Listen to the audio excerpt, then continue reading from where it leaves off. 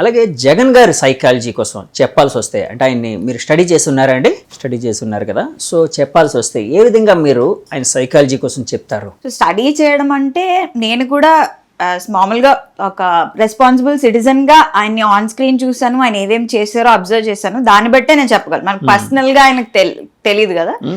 So Jagan గారు ఏంటంటే ఆయనకి రివర్స్ స్పాట్లైట్ ఎఫెక్ట్ అని అంటాను. Basically reverse spotlight effect, spotlight effect. Okay, సైకాలజీలో స్పాట్లైట్ ఎఫెక్ట్ అని ఒక కాన్సెప్ట్ ఉంది. ఓకే, సో ఈ స్పాట్లైట్ ఎఫెక్ట్ అంటే ఏంటంటే మామూలుగా మనం ఉన్నాం అనుకోండి, ఎవరైనా ఒక పర్సన్, అది సెలబ్రిటీ అవ్వచ్చు, నాన్ సెలబ్రిటీ అవ్వచ్చు, మనకి ఎలా అనిపిస్తుంది అంటే ఒక పబ్లిక్ లోకి వెళ్ళినప్పుడు లేదా ఒక ఏదైనా రిప్రజెంట్ చేస్తున్నప్పుడు, ఒక పొలిటికల్ పార్టీనో సంథింగ్ ఏదైనా రిప్రజెంట్ చేస్తున్నప్పుడు అందరూ మన్నే అబ్జర్వ్ చేస్తున్నారు, అందరికి మన తప్పులు కనబడుతున్నాయి. మనకి నిజానికి అది చిన్న ఫ్లాయ్ అయ్యి ఉండొచ్చు, కానీ నా డ్రెస్ బాగాలేదు, లేదా నేనేదో మాట్లాడుతున్న బాగాలేదు, నేను చేసింది బాగాలేదు, ఆ తప్పు భూతద్దంలో చూస్తామా, పక్క వాళ్ళు మన తప్పుల్ని భూతద్దంలో చూస్తున్నారు అని అనుకుంటాం, ఏమో అని అనుకుంటాం. దాన్ని స్పాట్లైట్ ఎఫెక్ట్ అంటారు.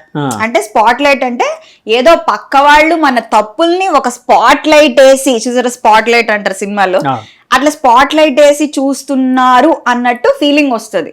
That is spot light effect. అదొక మానసికమైన వ్యాధి అండి? వ్యాధి కాదు, ఇట్స్ జస్ట్ చాలా మందికి ఉంటుంది, జస్ట్ అన్ ఎక్స్పీరియన్స్, ఫినామినా అని చెప్పొచ్చు.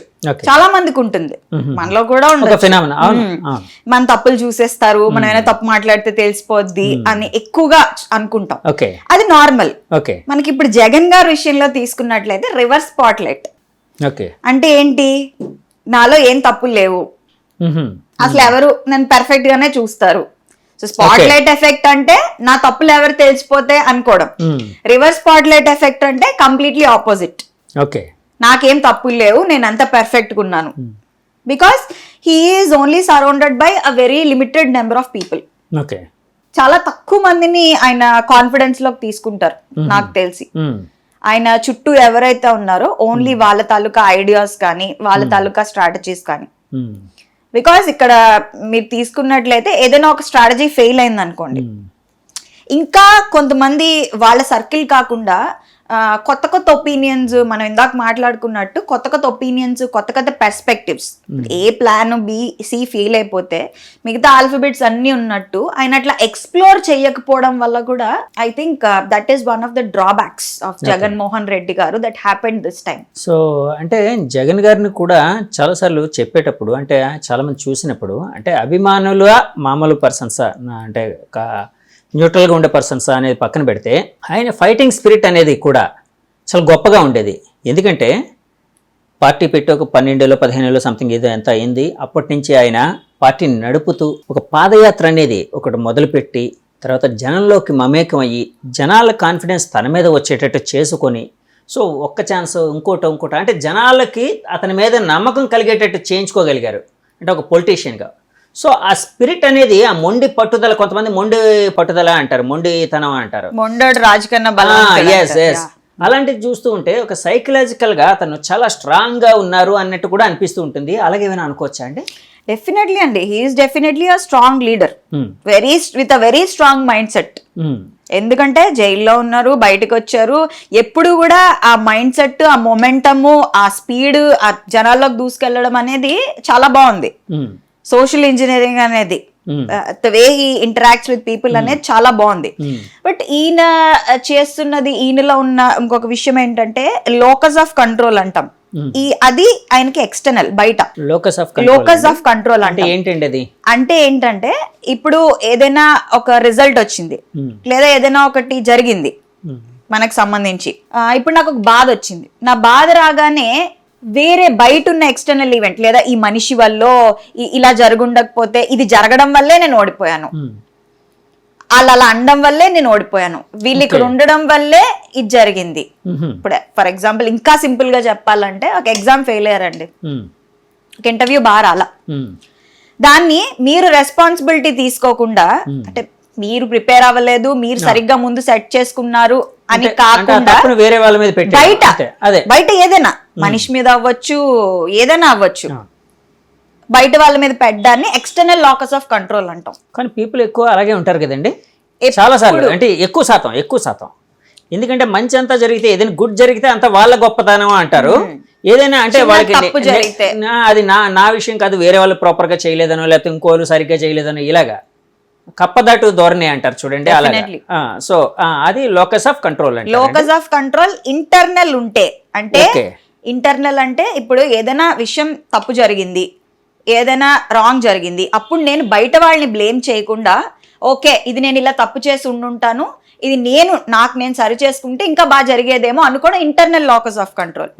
Actually there is lot of research in psychology and social sciences లో లోకస్ ఆఫ్ కంట్రోల్ ఎవరికైతే ఇంటర్నల్ ఉంటుందో అంటే ఒక తప్పు కానీ ఒక ఏదైనా సిస్టమ్ లో ఫెయిల్యూర్ జరిగినప్పుడు వాళ్ళు ఎవరైతే రెస్పాన్సిబిలిటీ అకౌంటబిలిటీ తీసుకుంటారో వాళ్ళకి ఎక్కువ సక్సెస్ వస్తుంది.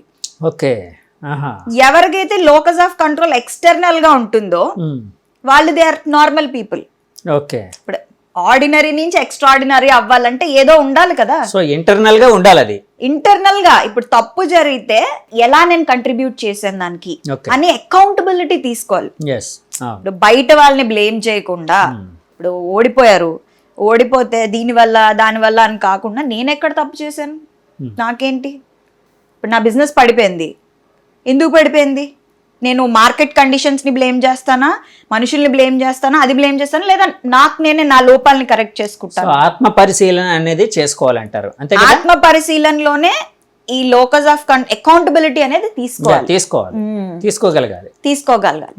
ఐ థింక్ అక్కడ జగన్మోహన్ రెడ్డి గారు కొంచెం సైడ్ ట్రాక్ అయ్యారని నా పర్సెప్షన్ అండ్ ఒపీనియన్. సో ఎందుకంటే ఈయన ఏమంటున్నారు, he's expecting the voters to vote. Last class లో ఇప్పుడు మనకి రీసెంట్ ఇయర్స్ లో తీసుకున్నట్లయితే నేను జగన్మోహన్ రెడ్డి కాబట్టి ఓటేయండి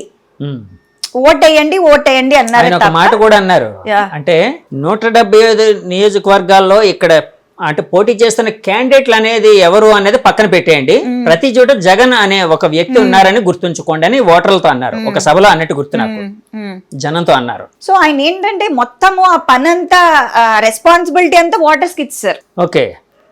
ఒక ఎలిమెంట్ ఆఫ్ అకౌంటబిలిటీ అనేది ఎక్కడో ఒక చిన్న గ్యాప్ ఉంది. So I think that is missing in him. And ఇక్కడ ఇంకొక ఆస్పెక్ట్ మాట్లాడుకోవాలంటే సోషల్ ఇంజనీరింగ్. ఫర్ ఎగ్జాంపుల్ మీరు చూసినట్లయితే కొన్ని కాన్స్టిట్యుయెన్సీస్ లో గానీ కొన్ని ప్లేసెస్ లో గానీ ఆయన కొంతమందిని లీడర్స్ కింద నిల్చోబెట్టారు. అదేంటి, ఆ ప్లేస్ లో ఆ కమ్యూనిటీలో వాళ్ళు గొప్ప వాళ్ళు కాబట్టి నిల్చోబెట్టారు, కానీ వాళ్ళ తాలూకా క్వాలిఫికేషన్ ఏంటి, వాళ్ళ ఎలిజిబిలిటీ ఏంటి, వాళ్ళ గెలవడానికి ఎంత ఛాన్సెస్ ఉన్నాయి, అసలు ఎవరిని బాలకృష్ణ గారు కంటెస్ట్ చేస్తే ఆయనకు ఆపోజిట్ గా ఎవరిని పెట్టాలి, ఎవరు ప్రాబబుల్లీ విన్నింగ్ క్యాండిడేట్, గెలిచే క్యాండిడేట్, అది కన్సిడరేషన్ లోకి తీసుకోకుండా ఈయన టూ మచ్ సోషల్ ఇంజనీరింగ్ లో ఫెయిల్ అయ్యారు అనేది ఒక ఆస్పెక్ట్. అంటే టూ మచ్ ఆఫ్ కాన్ఫిడెన్స్ కూడా వచ్చేసింది ఆయనకి అని అనుకోవచ్చా అండి? ఎందుకంటే ఓవర్ కాన్ఫిడెన్స్ అంటే ఐ మీన్ కాన్ఫిడెన్స్ నే కొంతమంది ఓవర్ కాన్ఫిడెన్స్ అంటారు, టూ మచ్ ఆఫ్ కాన్ఫిడెన్స్ అంటున్నాను నేను. డెఫినెట్లీ. సో అది ఎక్కువగా ఉండి ఎలాగైనా గెలుస్తాం కాబట్టి, ఇప్పుడు బాలకృష్ణ గారు ఎగ్జాంపుల్ వచ్చింది కాబట్టి అడుగుతున్నాను. బాలకృష్ణ గారు ఆపోజిట్ గా కొత్త పర్సన్ ఒక లేడీని నిల్చోబెడితే సో ఆయన డెఫినెట్ గా ఆయన ఓడించే అవకాశం ఉందని, అంటే అక్కడ టూ మచ్ ఆఫ్ కాన్ఫిడెన్స్. అవును. సో అక్కడ మీరు అన్నట్టు ఆ సోషల్ ఇంజనీరింగ్ కి సంబంధించినవన్నీ గమనించకుండా ఇలా చేయడం కూడా ఆయన డిఫీట్ కి ఒక దోహదం చేసిందని అనుకోవచ్చా? అవునండి. And on the flip side మీరు చంద్రబాబు నాయుడు గారు తీసుకున్నట్లయితే రివర్స్ సోషల్ ఇంజనీరింగ్ చేశారు ఆయన. ఓకే. ఎక్కడ ఎవరిని నిలబెట్టాలి, ఎవరిని ఆపోజిట్ గా నిలబెడితే ఎవరు గెలుస్తారు, qualities and characteristics of a person are also very important. ఇప్పుడు కమ్యూనిటీ ఇది కాకుండా గెలిచే ప్రాబబిలిటీ ఎంత ఉంది అనేది కూడా ఐ థింక్ అది కూడా ఇంపార్టెంట్. సో జగన్ గారు సైకాలజీ కోసం చెప్పాల్సి వస్తే ఈ విధంగా చెప్తారా మీరు? ఓకే. అలాగే జగన్ గారు ఇందాక మొండి పట్టుదల అని అనుకున్నాం కదండి. సో ఈ మొండి పట్టుదల అంటే మళ్ళీ ఆయన్ని ఫైటింగ్ స్పిరిట్తోని అంటే గెలుపు దిశగా ప్రయాణం చేసే అంటే ముందుకు తోసే అవకాశం ఉందని అనుకోవచ్చా? డెఫినెట్లీ ఉంటుందండి. ఎప్పుడైతే when he's open to views, ఇందాక నేను చంద్రబాబు నాయుడు గురించి మాట్లాడుతూ ఓపెన్ మైండెడ్ అన్నాను. Okay okay. ఇక్కడ జగన్ గారి దగ్గరికి వచ్చేటప్పటికి కొన్ని విషయాల్లో ఆయన సెల్ఫ్ సెంటర్డ్ అయిపోయారు. ఓకే. ఎందుకంటే ఈయనకి ఓన్లీ ఒక లిమిటెడ్ సెట్ ఆఫ్, ఈయన చుట్టూ ఈయన ఫెన్సింగ్ వేసుకున్నట్టు. సెల్ఫ్ సెంటర్డ్ అంటే ఆయన మిగతా వాళ్ళు తమ అభిప్రాయాలు అంటే జెన్యున్ గా ఆయనకి చెప్పే అవకాశం ఆయన ఇవ్వలేదా అలా అనుకోవచ్చా? డెఫినెట్లీ ఆయన అవకాశం ఇవ్వలేదా లేదా స్కోప్ రాలేదా మనకి తెలీదు. What happened inside Jaganmohan Reddy inner circle అనేది ఆయన దగ్గర మనకు తెలీదు. బట్ మనం గమనించినట్లయితే అదే కదా జరుగుతుంది. ఎందుకంటే ఆయన చుట్టూ ఎలా అంటే ఆయన్ని పొగిడే వాళ్ళే ఉన్నారు తప్ప ఇక్కడ ఒక కన్స్ట్రక్టివ్ క్రిటిసిజం ఇచ్చి చేసే వాళ్ళు ఉన్నారో లేదో మనకు తెలియదు. నేను ఈ ముందు మాట అనడానికి కారణం ఏంటంటే ఓడిపోయిన కొంతమంది నాయకులు తర్వాత మీడియాతోనో ఇంటర్నల్ గా మాట్లాడుతూ కూడా ఈ మాట్లాడినారు. నేనన్న మాట్లాడే మా అభిప్రాయాలు జగన్ గారికి చెప్పుకునే అవకాశం మాకు లభించలేదు, ఆయన కొంతమంది మీద బేస్ అయ్యారు, మీరు చెప్పినట్టు సెల్ఫ్ సెంటర్డ్ అని అన్నారు కదా, ఆ విధంగా ఉన్నారని అన్నారు. అందుకని నేను ఈ క్వశ్చన్ అడిగాను. సో ఇది కూడా ఆయన ఓటమికి దోహదం చేసిందండి? అవునండి, ఎందుకంటే క్లోజ్డ్ మైండెడ్నెస్, అటుపక్క ఓవర్లీ ఓపెన్ ఉన్నారు. ఇప్పుడు చంద్రబాబు నాయుడు గారు ఎలా కలుపుకున్నారు చూసారా, ఎలా కలుపుకున్నారు పవన్ కళ్యాణ్ ని గానీ మోడీజీని గానీ. ఇంతకు ముందు చాలా పాస్ట్ లో తీసుకున్నట్లయితే చాలా ఇష్యూస్ జరిగాయి చంద్రబాబు నాయుడు గారికి చాలా మందితో. బట్ అవన్నీ ముందుకు ఇంకా ఫ్రెండ్లీగా ఎవరితో ఉండాలి, మనం పర్స్పెక్టివ్ మార్చుకోవాలి, ఓపెన్ గా ఉండాలి, అది మన సక్సెస్ కి దోహదపడుతుంది. అటుపక్క ఏది ఓవర్లీ సోషల్ గా ఉన్నారో ఇటుపక్క విపరీతంగా క్లోజ్డ్ మైండెడ్ గా క్లోజ్డ్ సెట్టింగ్ లో అయిందని నా ఉద్దేశం. అండ్ ఐ థింక్ డెఫినెట్లీ దాని వల్ల కొంచెం ప్రాబ్లమాటిక్ అయింది. ఇంకోటి ఏంటంటే జగన్ గారు ఎలా ఫీల్ అయ్యారంటే సింహం సింగిల్ గా వస్తుంది అన్నట్టు, పందులే గుంపులుగా వస్తే సింహం సింగిల్ గా వస్తుంది అన్నట్టు. బట్ అది డైలాగ్ కింద బాగుంటుంది. చాలా చరిత్రలో చాలా మంది ఉన్నారు సింగిల్ గా నిల్చుని గెలిచిన వాళ్ళు. ఫర్ ఎగ్జాంపుల్ అడాల్ఫ్ హిట్లర్ మనం తీసుకున్నట్లయితే is a single man army. So అది కొన్నిసార్లు జరగచ్చు, కొన్నిసార్లు జరగకపోవచ్చు. అందుకే నేను అన్నా పరిస్థితులకు తగ్గట్టు. ఇప్పుడు ఇటుపక్క అంతా కూటమండి, ఇక్కడ ఇతను వన్ సైడ్, అది కూడా I think it's one of the drawbacks. సింహం సింగిల్ గా వెళ్తుంది కానీ పరిస్థితులు బాగాలేనప్పుడు మేబీ కొన్ని చేంజెస్ అనేవి డెఫినెట్లీ చేసుకుని ఉండుంటే బాగుండేది. అంటే ఇప్పుడు జగన్ గారు గెలవాలి అంటే ఆయన ఓపెన్ మైండెడ్ గా ఉంటూ అందరి అభిప్రాయాలను తీసుకుంటూ గట్టిగా కృషి చేస్తే, అంటే అతనికి ఉండే ఏవైతే ఈ ప్రాబ్లమ్స్ ఉన్నాయో లేకపోతే ఇలాంటి జరిగిన తప్పులు ఏవైతే ఉన్నాయో రెక్టిఫై చేసుకుంటూ ముందుకు వెళ్తే గెలిచే అవకాశం ఉందని భావించచ్చా అండి? డెఫినెట్లీ. ఆయన ఇప్పుడు పెట్టిన స్కీమ్స్ కానీ ఆయన తీసుకున్న కొన్ని డెసిషన్స్ కానీ నేను బయటికి చెప్పను రిగార్డింగ్ క్యాపిటల్ ఆర్ ఎనీథింగ్. ఈ డెసిషన్స్ అన్ని చాలా కన్ఫ్యూజింగ్ గా ఉన్నాయి, చాలా కన్ఫ్యూజింగ్ ఉన్నాయి. ఏవి కరెక్ట్ గా ఇంప్లిమెంటేషన్ లో ఎంతవరకు వచ్చింది అనేది అక్కడ చాలా ల్యాగ్స్ ఉన్నాయి, గ్యాప్స్ కూడా ఉన్నాయి. నేను దాని డీటెయిల్స్ లోకి వెళ్ళను. బట్ ఆయన చాలా విషయాల్లో నాకు తెలిసి మళ్ళీ ఆయన ఆత్మ పరిశీలన చేసుకుని ఆయన కొంచెం ఫ్లెక్సిబుల్ గా కొంతమంది నుంచి ఒపీనియన్స్, ఒక different heterogeneous group of people నుంచి డిఫరెంట్ ఐడియాలజీస్ మైండ్ సెట్స్ ఉన్న వాళ్ళ దగ్గర నుంచి కొంచెం తీసుకుని ఇవాల్యుయేట్ చేస్తే బాగుండేది. Okay. Power star Pawan Kalyan ఒక అశేష అభిమానం, లక్షలాది మంది కోట్లాది మంది అభిమానులు ఉన్న ఒక కథానాయకుడు. అలాగే రాజకీయ నాయకుడిగా కూడా 10 ఏళ్ల నుంచి పార్టీ పెట్టి పార్టీ గెలిపోవటంతో సంబంధం లేకుండా సస్టైన్ చేస్తూ పోరాడుతూ, అంటే ఈ కూటమి గెలవడానికి ముఖ్య భూమిక పోషించిన వ్యక్తిగా అందరి చేత కొనియాడబడుతున్న పవన్ కళ్యాణ్ గారు. సో ఆయన కోసం చెప్పాల్సి వస్తే, ఆయన సైకాలజీ కోసం చెప్పాల్సి వస్తే ఏ విధంగా అనాలిసిస్ చేస్తారు? పవన్ కళ్యాణ్ గారు ఫస్ట్ ఆఫ్ ఆల్ ఫిల్మ్ ఇండస్ట్రీకి సంబంధించిన ఆయన. So if he wants to make money చేసుకోవాలంటే ఆయనకి ఆప్షన్స్ ఉన్నాయి. బట్ ఇందులోకి వచ్చి ఆయన ఇన్ని ఇయర్స్ నుంచి హోప్ పోకుండా టూ మచ్ ఆఫ్ పెర్సివరెన్స్ కానీ కమిట్మెంట్ కానీ కన్సిస్టెన్సీ కానీ నేను గెలవాలి, ఏదో నేను దేశానికి కంట్రిబ్యూట్ చేయాలి. మనం తీసుకున్నట్లయితే చాలా మంది ఆయన విమర్శిస్తూ ఉంటారు. ఎలా అంటే సినిమా డైలాగులు చెప్తే చాలా మంది విమర్శించారు రీసెంట్లీ కూడా. ఏమని సినిమా డైలాగులు చెప్తే చాలద్దు, ఇది పాలిటిక్స్ అది ఇది అని చెప్పి. బట్ ఆయన మాట్లాడిన విషయాలు కానీ ఏమైనా కానీ కొన్ని డైలాగ్స్ ఇండియాని మార్చే విధంగా, యూత్ లో ఒకలాంటి ట్రాన్స్ఫర్మేషన్ కానీ ఒకలాంటి మోటివేషన్ కానీ మీరు చూసినట్లయితే this lot of youth following for him. So అట్లాంటి is a very good motivator అని నేను చెప్తా. ఎందుకంటే యూత్ ని మాసెస్ ని కదిల్చి మోటివేటింగ్ ఫ్యాక్టర్ ఉంటే గానీ అంత ఫాలోయింగ్ రాదు. సో డెఫినెట్లీ ఆయన చెప్పే స్పీచెస్ లో గానీ ఏదైనా గానీ నాకు ఎలా అనిపిస్తుంది అంటే he striving for better India, some kind of change. ఇదంతా కాదు, ఈ ఈ బ్యాడ్ థింగ్స్ అన్ని కాదు, ఈ లంచాలు తీసుకోవడము, ఈ అవినీతి ఇదంతా కాదు. సో జగన్మోహన్ రెడ్డి ఎలక్షన్స్ ముందు ఏమని చెప్పారు, నన్ను గెలిపించండి అని. ఇక్కడ emotions lot of role play చేసాయి. Okay. So I think emotional aspect లో అట్ ద సేమ్ టైం ఇప్పుడు పవన్ కళ్యాణ్ గారికి ఉన్న బాధ్యత ఏంటంటే ఎమోషన్స్ మీద వచ్చారు ఫ్యాన్స్. ఆయనకున్న ఒక చరిష్మా గానీ, ఆయనకి విపరీతమైన charisma, the way he motivates people, and ఆయనకున్న ఒకలాంటి భరోసా ఇస్తున్నారు చూసారా జనాలకి. ఏంటంటే నేను చేస్తాను, చేంజ్ మీకు కనిపిస్తుంది, ఇవన్నీ కాదు, you will see a new India, new Andhra Pradesh అని ఇలాంటి మోటివేటింగ్ ఫ్యాక్టర్ వల్ల I think he won. And ఇప్పుడు ఆయనకున్న టాస్క్ ఏంటంటే, ఇప్పుడు ఎవరైతే ఓటర్స్ వచ్చారో, ఆయనకి పర్టికులర్ ఫాలోయింగ్ ఉన్నదో, సో ఈ ఎమోషన్స్ తో వచ్చిన వాళ్ళు మళ్ళీ నెగిటివ్ గా ఏదైనా ఎమోషన్స్ ఫీల్ అయితే, ఎందుకంటే ఇప్పుడు ఫర్ ఎగ్జాంపుల్ ఏదైనా పర్సనల్ రిలేషన్స్ లో కానీ ఎందులో కానీ మీరు చూసినట్లయితే బాగా ఇష్టం ఉన్న వాళ్ళ దగ్గర చిన్నది ఏదైనా నెగిటివ్ గా జరగగానే కేయాస్ వస్తాయి, గొడవలు జరుగుతాయి, ఏదైనా చిన్న కాంట్రవర్సీ, చిన్న మనస్పర్ధలు రాగానే. అలాంటివి కూడా జరిగే ఛాన్సెస్ ఉన్నాయి పవన్ కళ్యాణ్ గారి గురించి. ఎందుకంటే అప్రోర్ ఒకేసారి వచ్చింది కాబట్టి ఎమోషన్స్ తో. So then might also be a flip side. కాబట్టి ఆయన చేయాల్సింది ఏంటంటే ఇప్పుడు కన్సిస్టెంట్ గా వీళ్ళని ఉంచుకోవడం.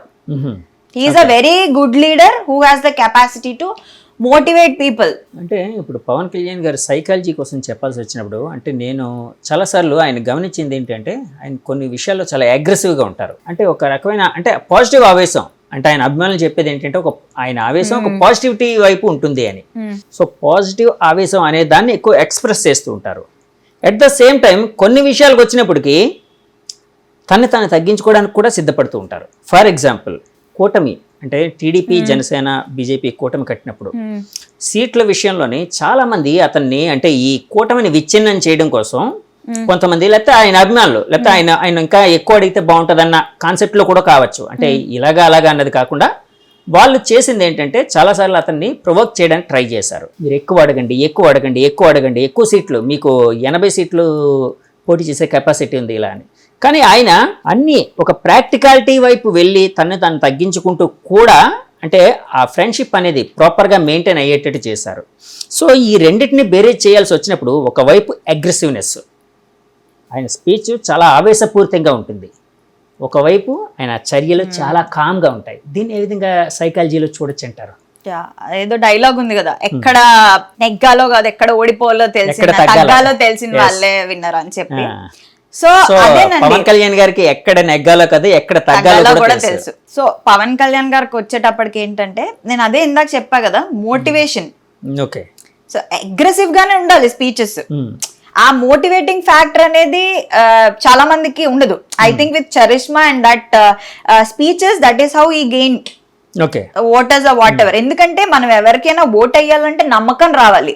ఆయన అంతలా నమ్మకం క్రియేట్ చేశారు. ఐ థింక్ ఆయన బాగా బ్యాలెన్స్ చేసుకుంటారు. సైకలాజికల్ గా ఆయన్ని, అంటే ఆయన క్యారెక్టర్ని లేకపోతే ఆయన సైకాలజీని ఒకవేళ అంటే పరిశీలించాల్సి వచ్చినప్పుడు, స్టడీ చేయాల్సి వచ్చినప్పుడు ఏ విధంగా చూడొచ్చు అంటారు? ఈ రెండు అంటే వ్యతిరేక భావాలు రెండును, ఒకటి అగ్రెసివ్నెస్, ఒకటి కామ్నెస్. సిట్యుయేషనల్ అండి. Again it comes back to being situational. Situational అంటే పరిస్థితులకు తగ్గట్టు, ఎక్కడ మనం గట్టిగా ఉండాలో తెలియాలి, ఎక్కడ సాఫ్ట్ గా ఉండాలో తెలియాలి. సో ఆయన మనుషుల్లోకి వెళ్ళినప్పుడు అగ్రెసివ్ గా మాట్లాడేవారు, ఎందుకు అది రీచ్ అవుతుంది. ఇప్పుడు నేను సాఫ్ట్ గా ఏదో సాఫ్ట్ టోన్ లో ఏదైనా మామూలుగా చెప్పాను అనుకోండి, అది రీచ్ అవ్వకపోవచ్చు. కానీ నేను దానికి ఒక ఎమోషన్ యాడ్ చేసి చెప్పాను అనుకోండి, ఒక ఎమోషన్ యాడ్ చేసి చెప్పినప్పుడు అది రీచ్ అవుతుంది. ఇప్పుడు గోల్ ఏంటి ఎవరికైనా పొలిటీషియన్ కి? To reach the common man. So common man ఎలా రీచ్ అవ్వాలి? Through emotion. సో ఆయన ఫీల్ అయ్యి, ఆయన ఐ థింక్ అగ్రెషన్ కాదు, అగ్రెషన్ తో ఒకలాంటి చూసారా మీరు, కొంతమంది పొలిటీషియన్స్ కానీ ట్రాన్స్ఫర్మేషనల్ లీడర్స్ కానీ వాళ్ళు మాట్లాడుతున్నప్పుడు వాయిస్ మాడ్యులేషన్ కానీ ద ఎమోషన్ విత్ విచ్, అంటే భావం ఏం చెప్తామో అది బాగా రీచ్ అవుతుంది. అట్ ద సేమ్ టైం వాళ్ళ యాక్షన్స్ అనేవి సిట్యుయేషనల్ గా ఉండాలి, సిట్యుయేషన్ కి తగ్గట్టు, పరిస్థితులకు తగ్గట్టు ఉండాలి. సో ఐ థింక్ ఆయన బాగా మేనేజ్ చేసుకోగలిగారనే చెప్పొచ్చు. అలాగే ఇప్పుడు ఆపరేషన్ లేకుండానే మోకాళ్లకు ప్లాస్మా ట్రీట్మెంట్, మీ ఆర్థోపెడిక్ సమస్యలన్నిటికీ రోబోటిక్ టెక్నాలజీ ద్వారా తక్కువ ఖర్చుతో శాశ్వత పరిష్కారం, ఫ్రీ కన్సల్టేషన్, ప్రతి ట్రీట్మెంట్ పై 20% డిస్కౌంట్. ఈ ఆఫర్ కొద్ది రోజులు మాత్రమే, త్వరపడండి. V9 hospitals 9281465842.